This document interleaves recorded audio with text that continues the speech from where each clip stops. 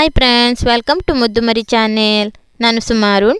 ಸದ್ಗುರು ಶ್ರೀ ರಾಘವೇಂದ್ರ ಸ್ವಾಮಿಗಳ ಜೀವನ ಚರಿತ್ರೆಯ 7ನೇ ಅಧ್ಯಾಯ. ಪೂಜ್ಯಾಯ ರಾಘವೇಂದ್ರಾಯ ಸತ್ಯಧರ್ಮರತಾಯ ಚ ಭಜತಾಂ ಕಲ್ಪವೃಕ್ಷಾಯ ನಮತಾಂ ಕಾಮಧೇನುವೆ. ಗುರುಕೃಪೆಗೆ ಪಾತ್ರರಾದ ವೆಂಕಟನಾಥರ ಸಪ್ತ ಪ್ರತಿಭೆ ಪ್ರಕಾಶಿಸಿತು.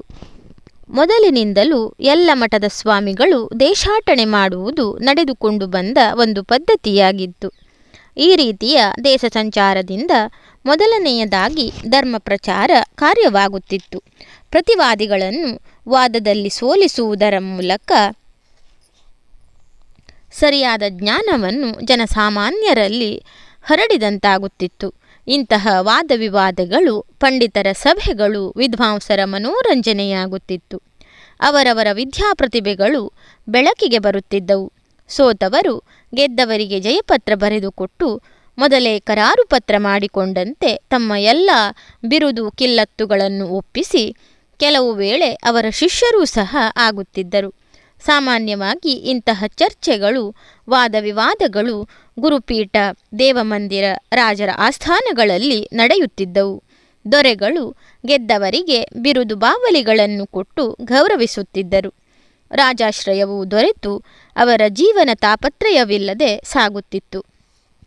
ಎರಡನೆಯದಾಗಿ, ಸ್ವಾಮಿಗಳಿಗೆ ಈ ರೀತಿಯ ಪ್ರವಾಸದಿಂದ ಪುಣ್ಯ ಪ್ರಾಪ್ತಿಯಾಗುತ್ತಿತ್ತು.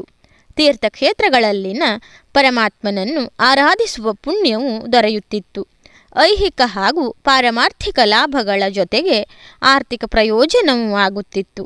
ಮಠಕ್ಕೆ ದಾನವಾಗಿ ಬಂದ ಭೂಮಿ ಕಾಣಿಕೆಗಳನ್ನು ಪರಿಶೀಲಿಸುವುದರಿಂದ ಅವುಗಳನ್ನು ದುರಸ್ತಿಪಡಿಸಿ ಹೆಚ್ಚಿನ ಲಾಭ ಪಡೆಯುವಂತೆಯೂ ಮಾಡಬಹುದಿತ್ತು.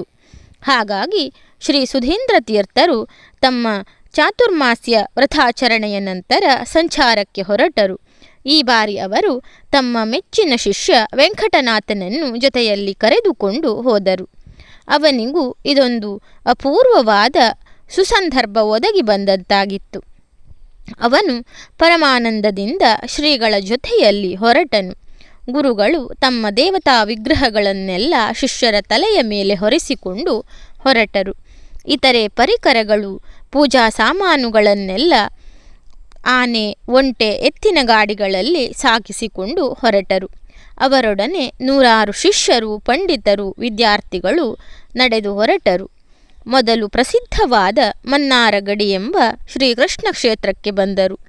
ಅಲ್ಲಿರುವ ಹರಿದ್ರಾ ನದಿ ತೀರದಲ್ಲಿರುವ ರಾಜಮನ್ನಾರು ದೇವಾಲಯದಲ್ಲಿ ಬಿಡಾರ ಮಾಡಿದರು. ಪುರಜನರು ಬಂದು ಶ್ರೀಗಳರ ದರ್ಶನ ಪಡೆದುಕೊಂಡರು. ಆದರೆ ತಾನೇ ಶ್ರೇಷ್ಠ ಪಂಡಿತನೆಂಬ ಅಹಂಕಾರದಿಂದ ಮೆರೆಯುತ್ತಿದ್ದ ಶಂಭು ಪಂಡಿತನೆಂಬ ಅದ್ವೈತ ಪ್ರತಿಪಾದಕನೊಬ್ಬನು ಶ್ರೀಗಳ ದರ್ಶನಕ್ಕೆ ಬರಲಿಲ್ಲ. ಅದರ ಬದಲಿಗೆ ತನ್ನ ಗೆಳೆಯನ ಮೂಲಕ ಅವನು ಸ್ವಾಮಿಗಳ ಜೊತೆ ಚರ್ಚೆಗೆ ಬರುವುದಾಗಿ ಹೇಳಿ ಕಳುಹಿಸಿದನು. ಶ್ರೀಗಳು ಸಂತೋಷದಿಂದ ವಾದಕ್ಕೆ ಒಪ್ಪಿಕೊಂಡು ತಮ್ಮ ನೆಚ್ಚಿನ ಶಿಷ್ಯ ವೆಂಕಟನಾಥನನ್ನು ನೇಮಿಸಿದರು. ನಂತರ ಗುರು ಹಿರಿಯರು, ವಿದ್ವಾಂಸರು ಹಾಗೂ ಶ್ರೀ ಸುಧೀಂದ್ರರ ಸಮ್ಮುಖದಲ್ಲಿ ಶಂಭು ಪಂಡಿತನಿಗೂ ವೆಂಕಟನಾಥನಿಗೂ ತತ್ವಮಸಿ ಎಂಬ ವಾಕ್ಯದ ಬಗ್ಗೆ ವ್ಯಾಖ್ಯಾರ್ಥವು ಪ್ರಾರಂಭವಾಯಿತು. ಭಾರತೀಯ ಷಡ್ದರ್ಶನಗಳು ಜೀವ ಮತ್ತು ಪರಮಾತ್ಮ ಬೇರೆ ಬೇರೆ ಎಂದು ಹೇಳುತ್ತದೆ. ದ್ವೈತ ತತ್ವವು ಇದನ್ನೇ ಪ್ರತಿಪಾದಿಸುವುದರಿಂದ ಇದು ಅದ್ವೈತ ಸಿದ್ಧಾಂತಕ್ಕೆ ವಿರುದ್ಧವಾಗಿದೆ. ಶ್ರೀ ಮಧ್ವಾಚಾರ್ಯರು ಈ ದ್ವೈತ ಭಾವವನ್ನು ಆಗಮ ಪ್ರಮಾಣಗಳಿಂದ ಸೃಷ್ಟೀಕರಿಸಿ ತಮ್ಮ ದ್ವೈತ ಸಿದ್ಧಾಂತವನ್ನು ಇಡೀ ಭಾರತ ದೇಶದಲ್ಲಿಯೇ ಮೊಳಗುವಂತೆ ಮಾಡಿದರು.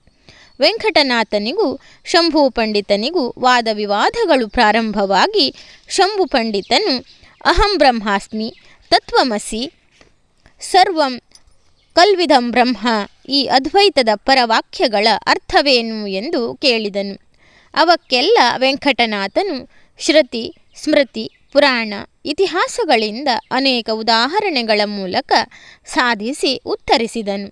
ವೆಂಕಟನಾಥನು ವಾದಿಸಿದ ರೀತಿ, ಅವನ ತೀಕ್ಷ್ಣ ಬುದ್ಧಿ, ಅವನು ವಿಷಯಗಳನ್ನು ಮಂಡಿಸಿದ ರೀತಿಗಳೆಲ್ಲವನ್ನು ನೋಡಿ ಸ್ವತಃ ಶಂಭು ಪಂಡಿತನೇ ತನ್ನ ಸೋಲನ್ನು ಒಪ್ಪಿಕೊಂಡು ಶ್ರೀಗಳ ಪಾದಗಳಿಗೆ ಶರಣಾಗತನಾದನು. ಇದರಿಂದ ಶ್ರೀ ಸುಧೀಂದ್ರರಿಗೂ ಮಹದಾನಂದವಾಗಿ ಜನಕಿಕ್ಕಿರಿದ ಸಭೆಯಲ್ಲಿ ವೆಂಕಟನಾಥನು ತನ್ನ ವಾದವನ್ನು ಸಮರ್ಥಿಸಲು ಮಹಾಭಾಷ್ಯ ವಾಕ್ಯಗಳನ್ನು ಸೂಕ್ತವಾಗಿ ಉದಾಹರಿಸಿದ್ದರಿಂದ ಅವನಿಗೆ ಮಹಾಭಾಷ್ಯ ವೆಂಕಟಾಚಾರ್ಯ ಎಂಬ ಬಿರುದನ್ನು ದಯಪಾಲಿಸಿದರು. ಇದರಿಂದ ವೆಂಕಟನಾಥನ ಪ್ರತಿಭೆ ಇನ್ನೂ ಹೆಚ್ಚು ಪ್ರಕಾಶಮಾನವಾಯಿತು. ಚಿನ್ನವನ್ನು ಪುಟಕ್ಕಿಟ್ಟಂತಾಯಿತು. ಅವನು ಸ್ವಾಮಿಗಳಿಗೆ ಇನ್ನೂ ಹತ್ತಿರನಾದನು. ಮುಂದೆ ಶ್ರೀಗಳು ತಮ್ಮ ಪರಿವಾರ ಸಹಿತ ಪ್ರಯಾಣ ಮುಂದುವರಿಸಿ ತಂಜಾವೂರಿಗೆ ಬಂದರು. ಅಲ್ಲಿ ರಾಜನಾಗಿದ್ದ ರಘುನಾಥ ನಾಯಕನು ಸ್ವತಃ ವಿದ್ವಾಂಸ, ದೈವಭಕ್ತ ಹಾಗೂ ಕಲಾಪೋಷಕನೂ ಆಗಿದ್ದನು. ಅವನ ಮಂತ್ರಿ ಗೋವಿಂದ ದೀಕ್ಷಿತರು ಮಹಾಪಂಡಿತರು. ಇವನ ಮಗ ಯಜ್ಞನಾರಾಯಣ ದೀಕ್ಷಿತನು ಉದ್ಧಾಮ ಪಂಡಿತನಾಗಿದ್ದನು. ತಂದೆಯ ಮರಣ ನಂತರ ತಾವೇ ಮಂತ್ರಿಯೂ ರಾಜಗುರುವೂ ಆಗಿದ್ದರು. ಇವರೂ ಸಹ ಎಲ್ಲ ವಿದ್ವಾಂಸರಿಗೂ ಕಲಾವಿದರಿಗೂ ಆಶ್ರಯದಾತರಾಗಿದ್ದರು. ಹಿಂದೆ ರಾಜನಾದ ರಘುನಾಥ ನಾಯಕನು ಶ್ರೀ ವಿಜಯೀಂದ್ರರನ್ನು ಒಂದು ಸಂದರ್ಭದಲ್ಲಿ ಸನ್ಮಾನಿಸಿದ್ದರು. ಈ ಬಾರಿಯೂ ಸಹ ಅವರ ಶಿಷ್ಯರಾದ ಶ್ರೀ ಸುಧೀಂದ್ರರನ್ನು ಹಾಗೂ ಅವರ ಪರಿವಾರದವರನ್ನು ರಾಜಮರ್ಯಾದೆಯಿಂದ ಸ್ವಾಗತಿಸಿ ಆದರದಿಂದ ಸತ್ಕರಿಸಿದನು. ಸ್ವಾಮಿಗಳನ್ನು ಗೌರವಿಸಲು ಯಜ್ಞನಾರಾಯಣ ದೀಕ್ಷಿತರು ಶ್ರೀಗಳವರು ಇಳಿದುಕೊಂಡಿದ್ದ ಬಿಡಾರಕ್ಕೆ ಬಂದರು. ಉಭಯತರು ಯೋಗಕ್ಷೇಮ ಸಮಾಚಾರವನ್ನು ಮಾತನಾಡುತ್ತಿದ್ದರು. ಆಗ ವೆಂಕಟನಾಥನು ವೀಣೆ ನುಡಿಸುತ್ತಿದ್ದನು. ಸ್ವತಃ ವೀಣಾ ವಿದ್ವಾಂಸರಾಗಿದ್ದ ಯಜ್ಞನಾರಾಯಣ ದೀಕ್ಷಿತರು ಕುತೂಹಲದಿಂದ ವೀಣೆ ನುಡಿಸುತ್ತಿರುವವರು ಯಾರೆಂದು ಕೇಳಿದರು. ಶ್ರೀಗಳು ವೆಂಕಟನಾಥನ ಹೆಸರನ್ನು ಹೇಳಿದರು. ದೀಕ್ಷಿತರು ಅವನ ಗಾನ ಪ್ರೌಢಿಮೆಯನ್ನು ಬಾಯ್ತುಂಬ ಹೊಗಳುತ್ತಿದ್ದರು. ಅಷ್ಟರಲ್ಲಿ ವೆಂಕಟನಾಥನು ವೀಣಾವಾದನವನ್ನು ನಿಲ್ಲಿಸಿ ಗುರುಗಳಿಗೆ ನಮಸ್ಕರಿಸಲು ಹೋಗಲು ಬಂದನು. ಶ್ರೀಗಳು ಇಬ್ಬರನ್ನು ಪರಸ್ಪರ ಪರಿಚಯ ಮಾಡಿಸಿದರು. ಇಬ್ಬರು ಬಹುಕಾಲದ ಗೆಳೆಯರಂತೆ ಕಾಕತಾಳೀಯ ನ್ಯಾಯದ ಬಗ್ಗೆ ಸುದೀರ್ಘವಾದ ಚರ್ಚೆ ನಡೆಸಿದರು. ಅವರಿಬ್ಬರ ಚರ್ಚಾ ರೀತಿಯನ್ನು ಕೇಳಿದ ಸ್ವಾಮಿಗಳು ಅವರಿಬ್ಬರಿಗೂ ವ್ಯಾಖ್ಯಾರ್ಥ ನಡೆದರೆ ತುಂಬ ಸೊಗಸಾಗಿರುವುದೆಂದು ತಿಳಿಸಿದರು. ಇದಕ್ಕೆ ಒಪ್ಪಿದ ದೀಕ್ಷಿತರು ವೆಂಕಟನಾಥನನ್ನು ತತ್ವಮಸಿ ಮುಂತಾದ ವಾಕ್ಯಗಳ ಬಗ್ಗೆ ಚರ್ಚೆ ಮಾಡಲು ಕೇಳಿಕೊಂಡರು. ಶ್ರೀಗಳು ರಾಜ ರಘುನಾಥ ನಾಯಕನನ್ನು ಒಪ್ಪಿಸಿ ಅದಕ್ಕಾಗಿ ಒಂದು ದಿನ ನಿಶ್ಚಿತಪಡಿಸಿದರು. ನಿಗದಿತ ದಿನದಂದು ಜನೋತ್ಸವದ ನಡುವೆ ಎರಡು ಸಿಂಹಗಳ ನಡುವೆ ವಾದ ವಿವಾದ ಪ್ರಾರಂಭವಾಯಿತು. ಚರ್ಚೆಗೆ ಮುಂಚೆ ದೀಕ್ಷಿತರು ತಾವು ಸೋತರೆ ವೆಂಕಟನಾಥನ ಶಿಷ್ಯನಾಗುವುದಾಗಿ ಸವಾಲು ಹಾಕಿ ಚರ್ಚೆಗೆ ಸಿದ್ಧರಾದರು. ತತ್ವಮಸಿ, ಅಹಂ ಬ್ರಹ್ಮಾಸ್ಮಿ, ಸರ್ವಂ ಕಲ್ವಿದಂ ಬ್ರಹ್ಮ ಈ ಉಪನಿಷತ್ತು ವಾಕ್ಯಗಳ ಅರ್ಥವು ದ್ವೈತಪರವಾಗಿಯೇ ಇದೆ ಎಂದು ಶ್ರುತಿಸ್ಮೃತಿ ಪುರಾಣಗಳನ್ನು ತಮ್ಮ ವಾದಕ್ಕೆ ಪುಷ್ಟಿಯಾಗಿ ಉದಾಹರಣೆಗಳ ಮೂಲಕ ಉದಾಹರಿಸಿ ಅದ್ವೈತವಾದವನ್ನು ಖಂಡಿಸಿ ದ್ವೈತವಾದವನ್ನು ಬೆಂಬಲಿಸಿದನು. ಶ್ರೀ ಮಧ್ವಾಚಾರ್ಯರ ದ್ವೈತಮತದ ಸಿದ್ಧಾಂತವನ್ನು ವಿವರಿಸಲು ಸಾಯಂಕಾಲವಾಯಿತು. ದೊರೆಯು ಆ ಚರ್ಚೆಯನ್ನು ಮಾರನೆಯ ದಿನಕ್ಕೆ ಮುಂದುವರೆಸಿದನು. ಸಭೆ ಮುಗಿದಾಗ ಎಲ್ಲರೂ ವೆಂಕಟನಾಥನ ಅಸಾಧಾರಣ ವಿದ್ವತ್ತನ್ನು ಶ್ಲಾಘಿಸಿದರು. ದೀಕ್ಷಿತರಿಗೂ ವೆಂಕಟನಾಥನಿಗೂ ಷಡ್ದರ್ಶನಗಳ ವಿಚಾರವಾಗಿ 3 ದಿನಗಳ ಕಾಲ ಚರ್ಚೆ ನಡೆಯಿತು. ಅದ್ವೈತ ಮತವನ್ನು ಖಂಡಿಸಿ ದ್ವೈತ ಮತವನ್ನು ಖಂಡಿಸಿ ದ್ವೈತ ಮತವನ್ನು ಎತ್ತಿ ಹಿಡಿದನು. ತನ್ನ ಅಪಾರ ಪಾಂಡಿತ್ಯದಿಂದ, ಶಾಸ್ತ್ರಗಳ ವಿಶೇಷ ಜ್ಞಾನದಿಂದ ಹಾಗೂ ತರ್ಕಬದ್ಧವಾದಗಳಿಂದ ಪ್ರತಿಪಕ್ಷದವರ ವಾದಗಳನ್ನು ನಿರಾಕರಿಸಿ ಅವು ಎಷ್ಟು ಅಸಮಂಜಸ ಹಾಗೂ ಅಶಾಸ್ತ್ರೀಯವೆಂಬುದನ್ನು ಸ್ಪಷ್ಟವಾಗಿ ನಿರೂಪಿಸಿದನು. ಎಲ್ಲವನ್ನು ಪ್ರಮಾಣ ಸಹಿತ ವಿವರಿಸಿ ದ್ವೈತಮತದ ತತ್ವಗಳನ್ನು ಶ್ರೀ ಮಧ್ವಾಚಾರ್ಯರ ತತ್ವವಾದವನ್ನು ಸಭೆಗೆ ವಿಶದೀಕರಿಸಿದನು. ಇವುಗಳಿಗೆ ಎಲ್ಲ ಪುರಾಣಗಳು, ಶ್ರುತಿ ಸ್ಮೃತಿ ಉಪನಿಷತ್ತುಗಳು ಮುಂತಾದ ಗ್ರಂಥಗಳನ್ನು ಉಲ್ಲೇಖಿಸಿದನು. ನಂತರ ದ್ವೈತಮತದ ಪ್ರಮೇಯಗಳೆಲ್ಲವನ್ನು ಒಂದಾಗಿ ಎಳೆಯಾಗಿ ಬಿಡಿಸಿ ವಿವರಿಸಿದನು. ಕೊನೆಗೆ ದ್ವೈತವಾದ ಒಂದೇ ಮುಕ್ತಿಗೆ ಮಾರ್ಗ ಎಂದು ವೆಂಕಟನಾಥನು ಘಂಟಾಘೋಷವಾಗಿ ತಿಳಿಸಿದಾಗ ಅಲ್ಲಿ ಸೇರಿದ್ದ ಅಸಂಖ್ಯ ಸಭಿಕರು ಒಕ್ಕೊರಲಿನಿಂದ ಜಯಕಾರ ಹಾಕುತ್ತಾ ಅವನ ವಾದವನ್ನು ಸ್ವಾಗತಿಸಿದರು. ಮನ್ನಾರಗಡಿಯಲ್ಲಿ ಶಂಭು ಪಂಡಿತನನ್ನು ವಾದದಲ್ಲಿ ಸೋಲಿಸಿ ಶ್ರೀ ಸುಧೀಂದ್ರರಿಂದ ಮಹಾಭಾಷ್ಯ ವೆಂಕಟಾಚಾರ್ಯನೆಂದು ಬಿರುದು ಪಡೆದಿದ್ದ ವೆಂಕಟನಾಥನ ವಾದವನ್ನು ಕೇಳಿ ರಘುನಾಥ ಭೂಪಾಲನು ಅತ್ಯಂತ ಪ್ರಭಾವಿತನಾದನು.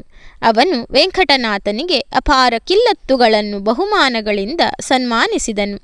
ಇದುವರೆಗೂ ಅಜ್ಞಾನವಾಗಿದ್ದ ಯಾರೂ ಗುರುತಿಸದೆ ವೆಂಕಟನಾಥನ ಸುಪ್ತ ಪ್ರತಿಭೆ ಶ್ರೀ ಸುಧೀಂದ್ರ ತೀರ್ಥರ ಕೃಪಾಕಟಾಕ್ಷಕ್ಕೆ ಬಿದ್ದು ಜಗ್ಗೆಂದು ಪ್ರಕಾಶಿಸಿತು. ಅವನೊಬ್ಬ ಈಗ ಮಹಾಪುರುಷರ ಪಂಕ್ತಿಯಲ್ಲಿ ಸೇರಿಕೊಂಡನು ಎಂಬಲ್ಲಿಗೆ ಗುರು ಕೃಪೆಗೆ ಪಾತ್ರನಾದ ವೆಂಕಟನಾಥನ ಸಪ್ತ ಪ್ರತಿಭೆ ಪ್ರಕಾಶಿಸಿತು ಎನ್ನುವ ಅಧ್ಯಾಯ ಮುಕ್ತಾಯವಾಯಿತು. ಧನ್ಯವಾದಗಳು ಸ್ನೇಹಿತರೆ. ರಾಘವೇಂದ್ರ ಸ್ವಾಮಿಗಳ ಜೀವನ ಚರಿತ್ರೆ ಕಥೆಗಳೆಲ್ಲ ನಿಮಗೆ ಇಷ್ಟವಾಗ್ತಾ ಇದ್ದರೆ ನನ್ನ ಮುದ್ದುಮರಿ ಚಾನಲನ್ನು ಸಬ್ಸ್ಕ್ರೈಬ್ ಮಾಡದೆ ನೋಡ್ತಾ ಇರುವವರು ದಯವಿಟ್ಟು ಸಬ್ಸ್ಕ್ರೈಬ್ ಮಾಡಿ, ಆಲ್ ಅಂತ ಸೆಲೆಕ್ಟ್ ಮಾಡ್ಕೊಳ್ಳಿ, ಶೇರ್ ಮಾಡಿ, ಲೈಕ್ ಮಾಡಿ, ಕಮೆಂಟ್ ಮಾಡಿ.